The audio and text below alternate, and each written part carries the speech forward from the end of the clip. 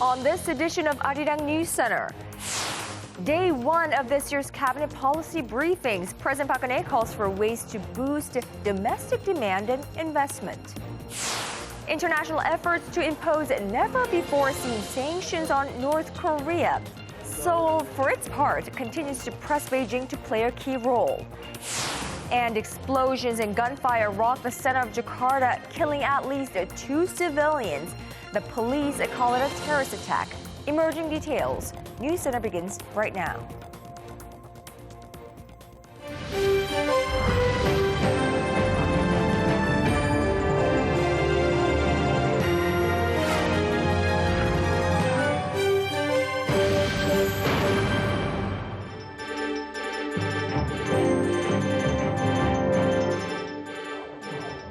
Good evening. It's Thursday, January 14th. Welcome to News Center. Live from Seoul, I'm Moon Gun-young.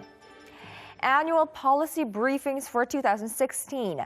Now, on day 1 of the cabinet briefings, economy-related ministries took center stage. On the economic front, President Park's goal for 2016 is not to introduce new initiatives, but to produce results that people can actually benefit from. Those expected results are mainly job creation and growth based on reforms. Arirang News' Song Ji-sun reports from the nation's presidential office of Cheongwade. The government's policy briefings kicked off for 2016, with President Park's #1 priority being the revitalization of the economy. The main tasks continue to be structural reforms to create growth engines for the next decades to come. The president called on the new economy chiefs to carry on with key reform tasks to bear fruit this year, as well as major reforms in the labor, finance, education, and public sectors.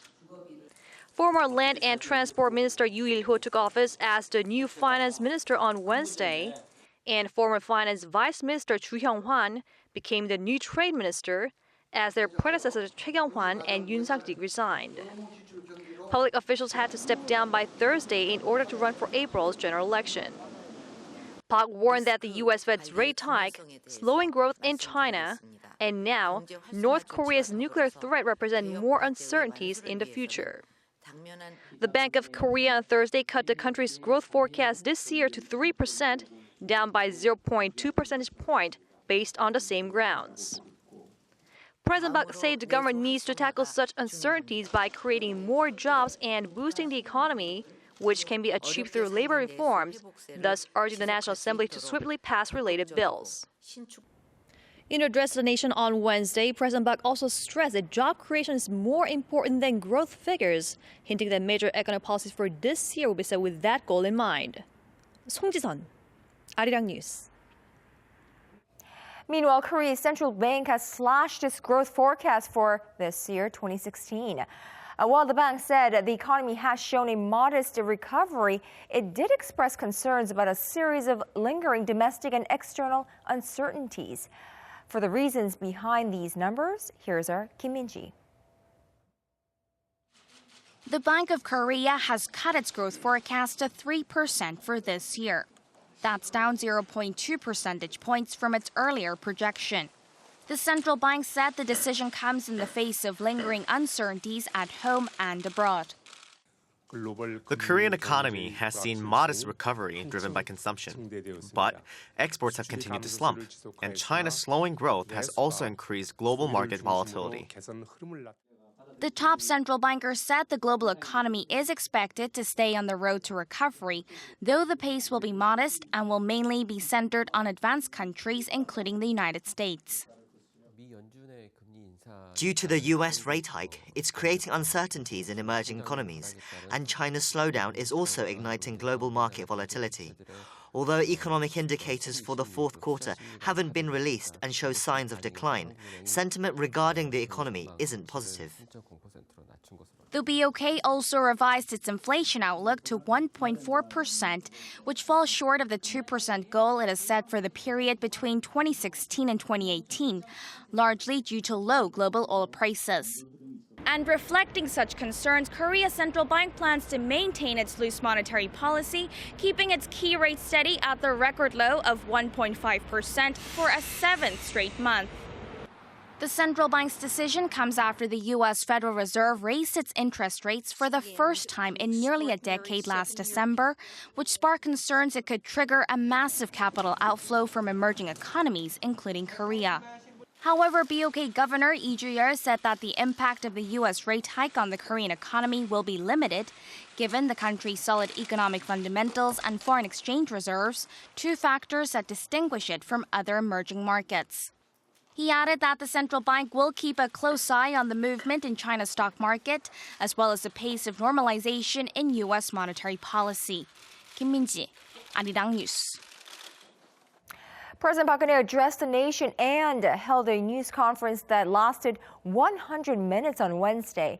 And as you might imagine, yes, the two main rival parties had very different reactions to the president's address.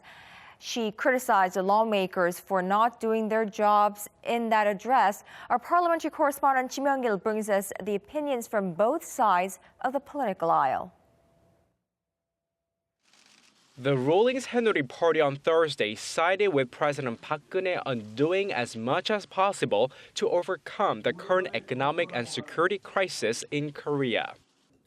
I agree with the remarks made by the president during Wednesday's national address that Korea's national security and the economy are facing a crisis. The National Assembly is also wasting its precious time as it continues to fail to pass important bills. President Park had called on lawmakers to pass pending counterterrorism and labor reform bills, a call the ruling party said it would answer. The party said doing so would help foster the service sector and allow for the restructuring of struggling businesses before they become insolvent, to create some 690,000 new jobs by 2030.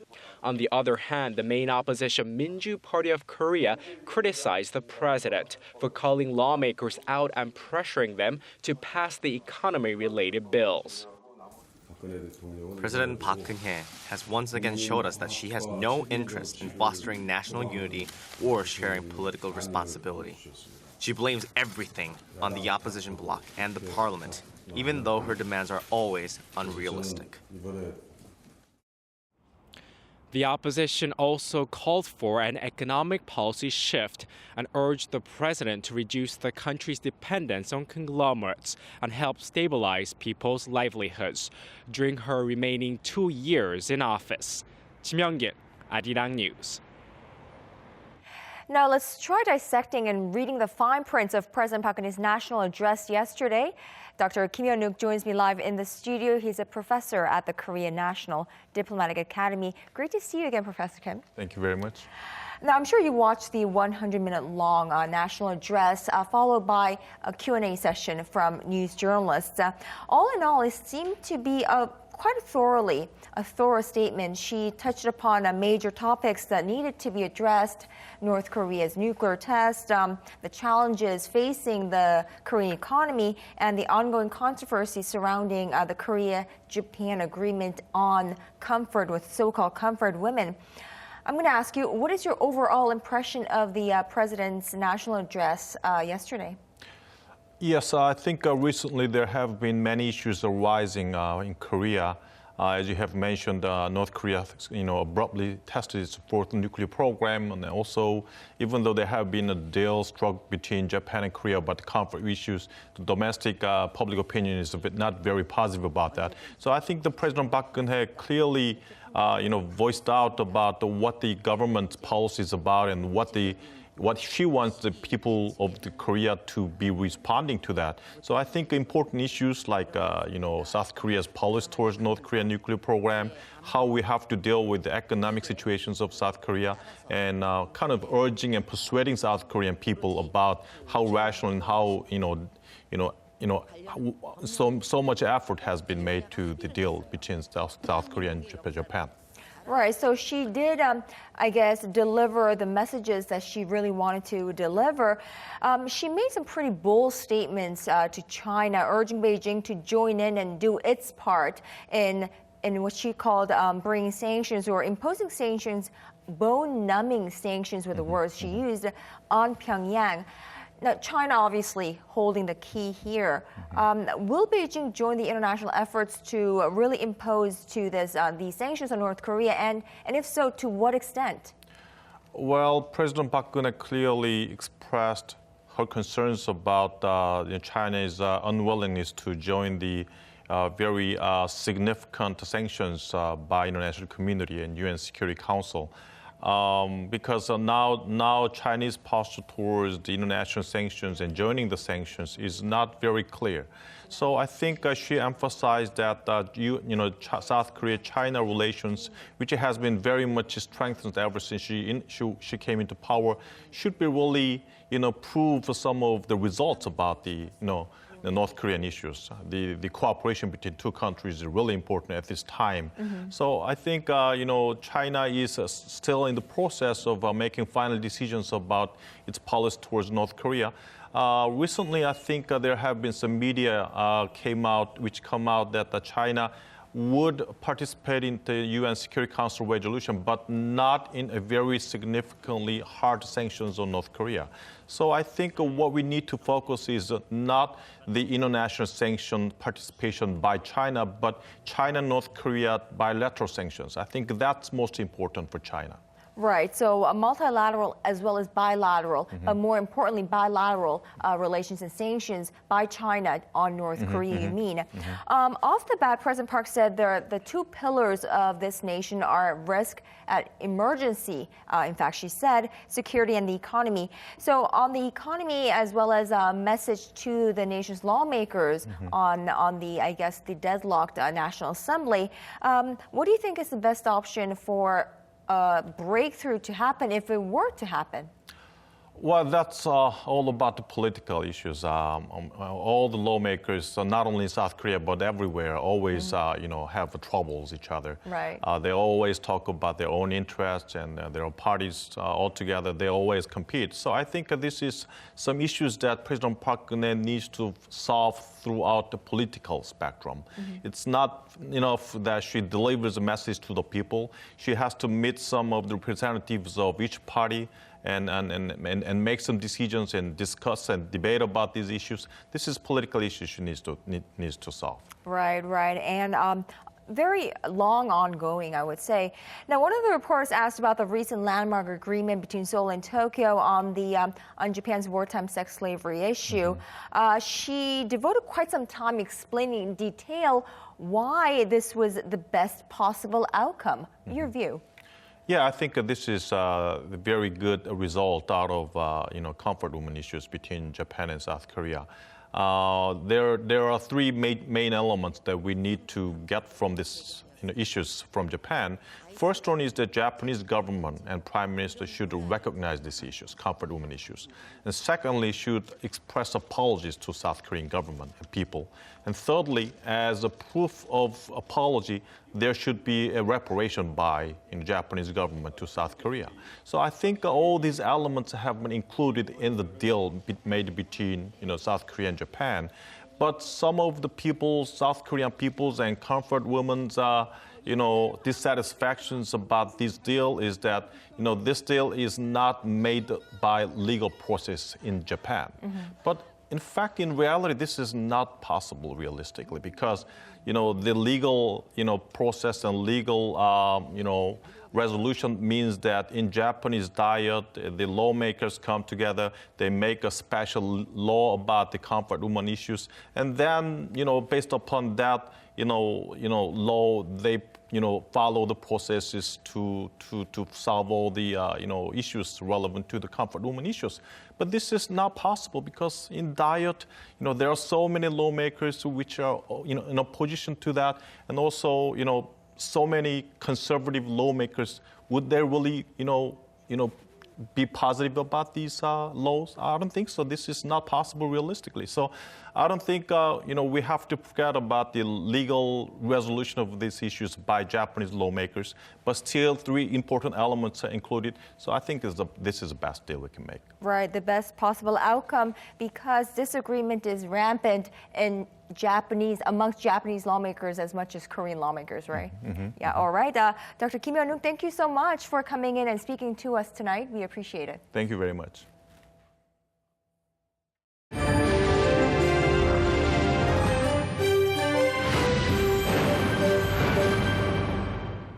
South Korea's top nuclear envoy and his Chinese counterpart met to discuss possible response measures on Pyongyang following its hydrogen bomb test claim last week. Well, the bilateral meeting comes amid global efforts to punish North Korea for its latest provocations.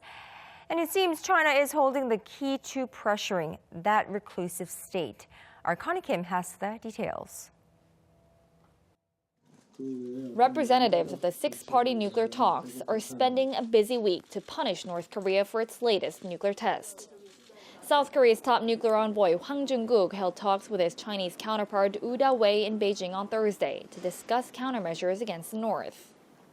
Hwang is expected to have called on China to play a constructive role in securing a tough UN Security Council resolution against the regime.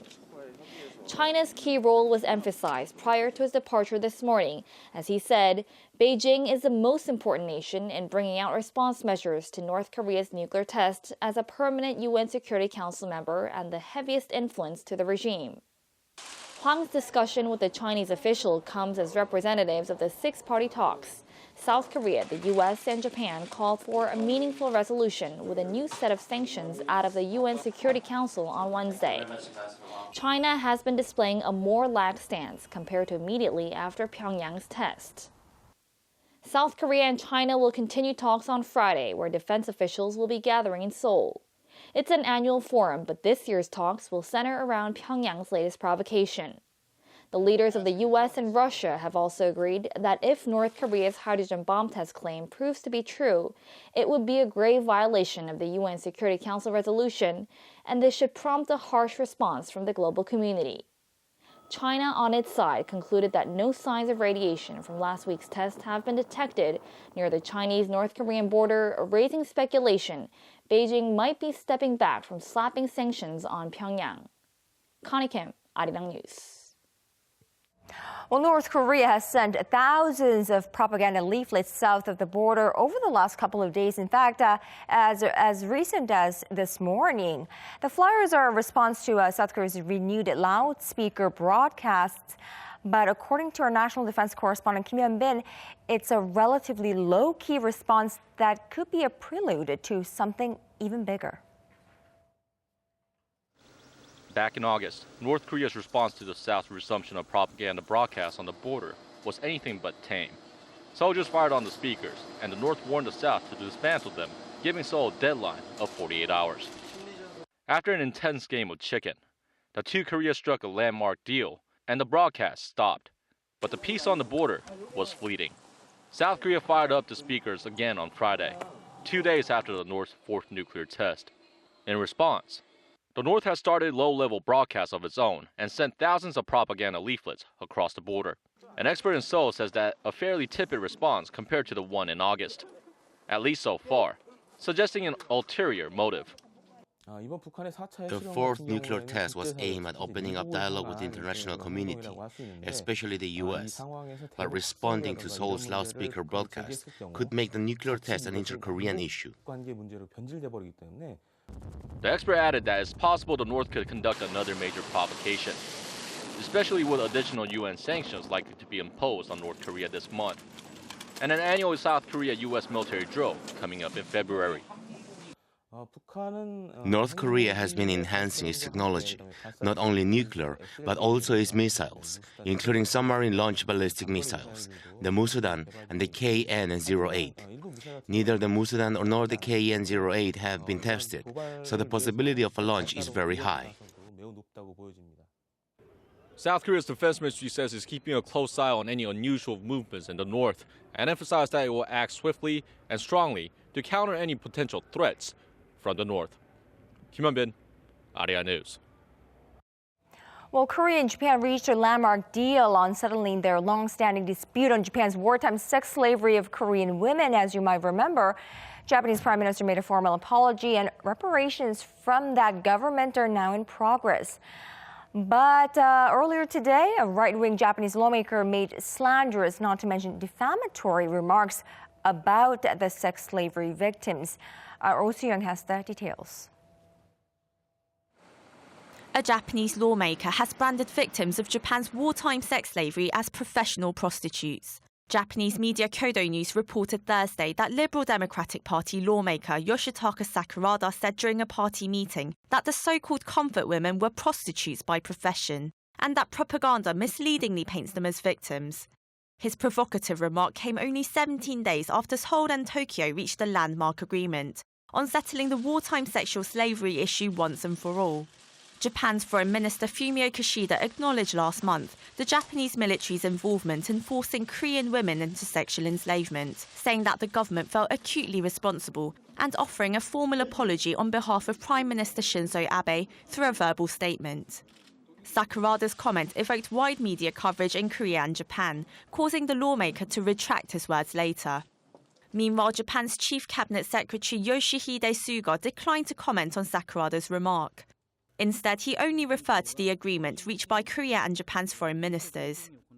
Seoul's foreign ministry was also dismissive of the lawmaker's comments. We do not see the necessity of responding to incipient remarks by individual lawmakers who stand shameless before history. It is the common viewpoint of the international community that Japan forcibly taking women into sexual enslavement while expanding its imperialist goals was a gross violation of human rights. The ministry added that at this point it is critical to create an environment to smoothly implement the two countries' agreement without inflicting further pain on the victims. Oh Soo-young, Arirang News.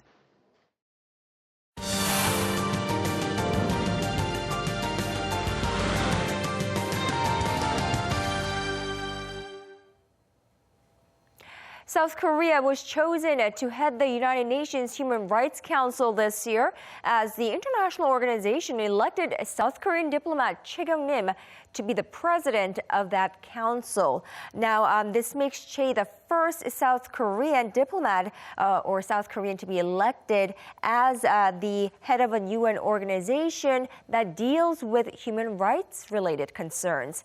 And he joins us from Geneva via Skype. Ambassador Choi, thank you so much for joining us. Thank you. I'm very pleased to be with you. All right. Now, first of all, I'd like to extend my congratulations to you for being elected as the president. You've now been in office for about 2 weeks now, I believe. How has it been so far as the chief of a global human rights body? Well, the Human Rights Council is an institution that has a very heavy workload.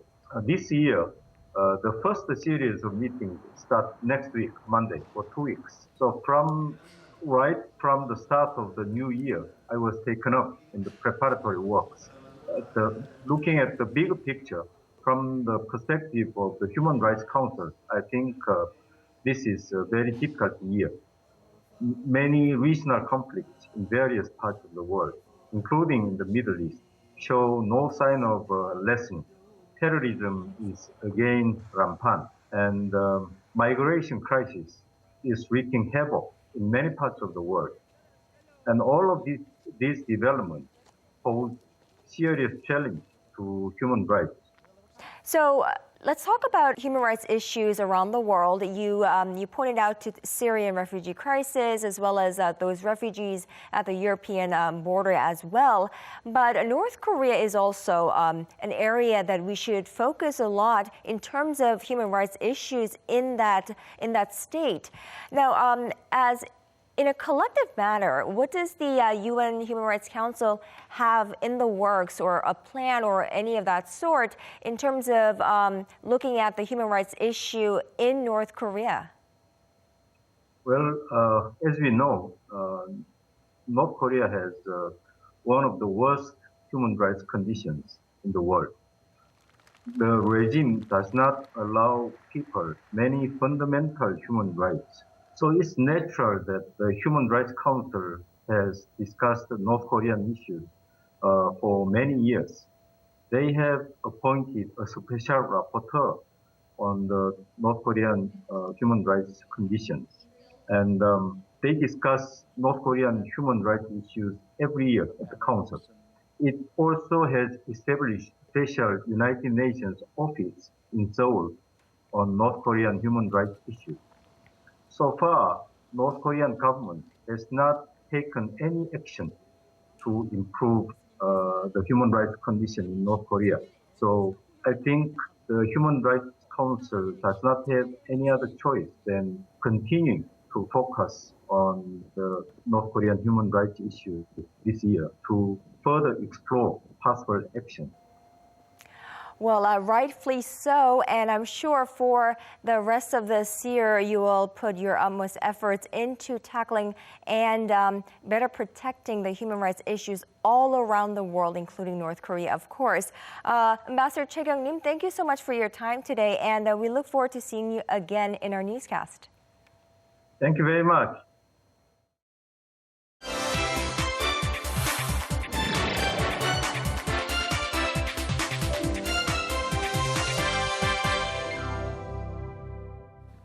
Another deadly explosion, this time in the Indonesian capital of Jakarta. Islamic State militants armed with guns and bombs launched a fatal assault in the center of Jakarta today. At least 7 people were killed and more than a dozen others injured. Bruce Harrison joins me live in the studio with more. Now, Bruce, bring us up to speed on the attacks. Sure, Kyung. Well, it took security forces about 3 hours to end the siege that took place in the center of the city near a shopping district, mainly outside of a Starbucks and a department store. There were 6 explosions heard throughout the assault and even a gunfight in a movie theater. The militants apparently killed 2 people, a policeman and a Canadian, and 5 of the attackers were also killed, including those who blew themselves up. Now, Bruce, police have already identified the mastermind behind today's attacks. Yeah, the Islamic State claimed responsibility for this attack fairly quickly, and Jakarta's chief of police said this was definitely the work of ISIS. Chief Tito Karnavian said Indonesian Islamic State fighter Bahru Naim, who is believed to be in Syria, had been planning the attack for some time. According to a media group affiliated with the Islamic State, the militants were targeting foreign nationals and security forces protecting them. A Dutch man was among those injured. Witnesses recalled the suspects wore all black and appeared to know what they were doing. I saw the motorcycle riders took out a long gun and shot at everybody at the site. They look really professional judging by the way they fired. I ran out, and when I reached the car over there, I heard a second explosion. I ran further, and I heard the third explosion. Over the past several weeks, counterterrorism police in Indonesia have rounded up about 20 people with suspected links to Islamic State. There have been attacks by militants in Indonesia before, but none like today's coordinated assault of suicide bombers and gunmen, a scenario similar to the attacks in Paris last November, though not nearly as fatal. And Bruce, it's really unfortunate, but Jakarta isn't the only city today reporting of these deadly explosions. A car bomb has killed similar number of people in Turkey again. That's right, just a rash of violence. Though the attack in the southeastern part of Turkey was not carried out by the Islamic State, we've heard that Kurdish militants launched a truck bomb attack on a police station overnight in the town of Sinir. Security officials say the explosion killed 6 people and wounded 39 others. There's been a surge of violence in that mainly Kurdish region since a 2-year ceasefire between the state and the Kurdistan Workers' Party, or PKK as it's commonly known, collapsed 6 months ago. Well, to return briefly to the Islamic State militants, today's attack in Jakarta follows suicide bombing in Istanbul on Tuesday, which killed several number of people, and Turkish authorities have blamed on ISIS for that attack. That's right. That attack was in an area populated mainly by foreigners. 10 Germans were killed, so it appears the Islamic State is targeting foreign nationals, in particular people from the West. Right. A slew of terrorist attacks around the world these days, and we hope this will be put an end to it. A very fatal week, Kyung. All right, Bruce, thank you so much for that. My pleasure.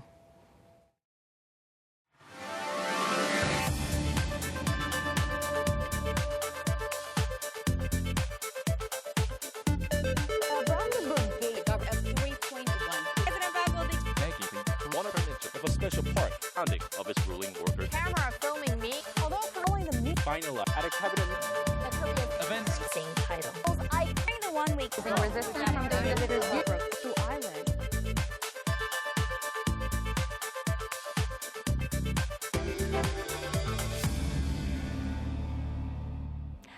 Well, the world's top smartphone maker, Samsung Electronics, released its new smartphone models from its more affordable series, the Galaxy A.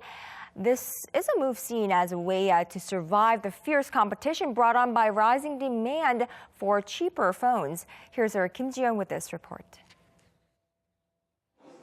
Smartphone makers are increasingly releasing affordable gadgets to survive in the global competitive market.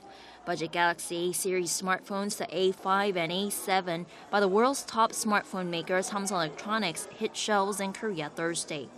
The price of the new phones is less than $500. That's roughly half the price of the company's premium models. Despite their relatively lower prices, the phones are equipped with state-of-the-art features. The 5.2-inch Galaxy A5 boasts a full HD screen and 2 gigs of RAM, while the 5.5-inch A7 model has 3 gigs. Both come with 16 gigs of internal storage and mobile payment service Samsung Pay. Samsung Pay is a useful payment method that could replace plastic cards.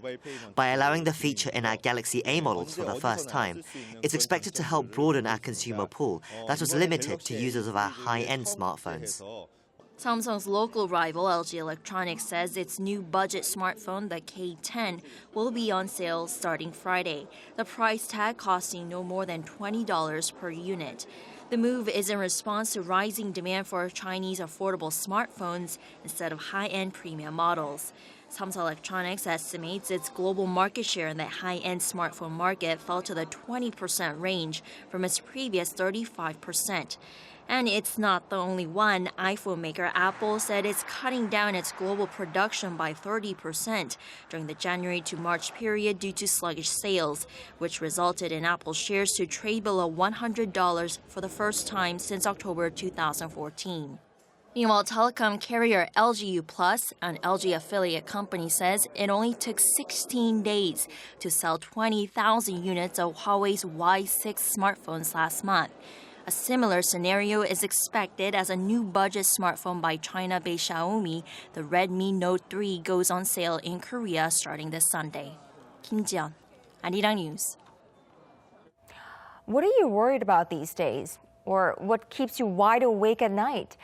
Well, it looks like for Koreans, it's the common utmost concern for them is money. Or better said, the chances or continuous chances of making or earning money. Our Lee Ji-won takes a look at this trend. What are Koreans most concerned about? I am most worried about my life after retirement. I haven't been able to prepare for it. I will be graduating soon, and I'm worried about finding a job. My mother's health is my biggest concern as of now. According to a research on some 7,000 Koreans over 19 years old, about 25% of the respondents were most concerned about their post-retirement plans, while about 18% placed their worries on employment and income, whereas a bit over 26% were concerned about other issues such as family relations. The researchers said the results reflect the current problems in the Korean economy. As life expectancy increased, more senior citizens now have more years to live. But with limited working time in their lives, they are pressed to reduce spending. And such reduction in spending is one reason for the sluggish domestic demand. But to revitalize the economy, experts say structural reforms are not enough. The government must work to allow senior population more opportunities and time to earn income, such as pushing the retirement age along with expanding more loans like reverse mortgage loans to help them liquidate their assets for spending. The expert added if the government's structural reforms are successful, it will boost consumption and job creation, easing the financial burden on the public. Lee Ji-won, Arirang News.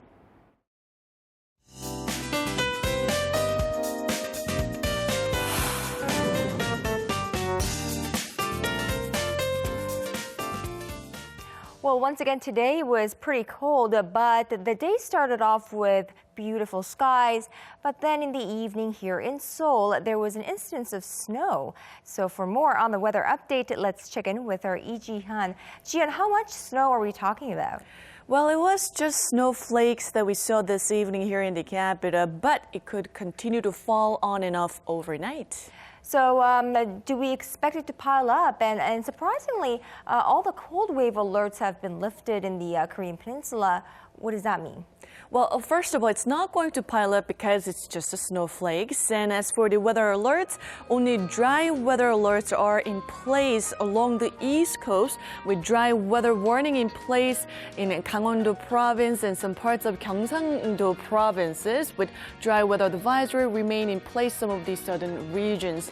And as many of us hoped, temperatures will lean towards the mild side, at least for a couple of days. Mercury readings will be above the seasonal average, and highs will also be a couple of degrees higher than today under a good amount of sunshine. So let's move on to tomorrow's temperature readings.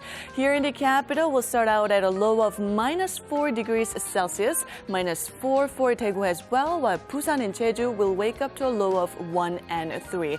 And on to afternoon highs. A daily high here in Seoul will get up to 3, 6 for Daegu, 9 over in Busan. Now it seems like temperatures will remain above the average through the weekend, and Saturday is forecast to be a mild one with a high of 5 degrees Celsius here in Seoul, but be prepared for even colder week for next week. Now that's Korea for you, and here's a look at the weather conditions around the world.